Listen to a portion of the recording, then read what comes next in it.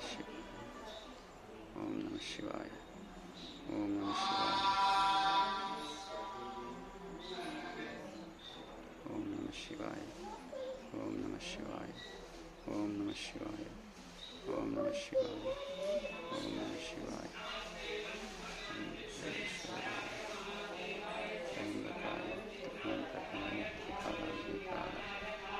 रुद्राय नीलकंठाय मृत्युंजयाय सर्वेश्वराय सदाशिवाय श्रीमन्महादेवाय नमः।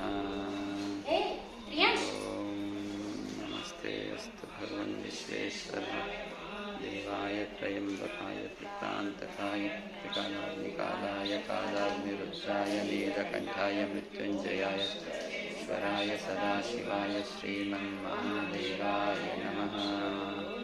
ओम नमस्ते अस्तु भगवन् विश्वेश्वराय महादेवाय त्रयंबकाय महादेवाय त्रयंबकाय त्रिपुरांतकाय त्रिकालाग्निकालाय कालाग्निकंठाय मृत्युंजयाय सर्वेश्वराय सदाशिवाय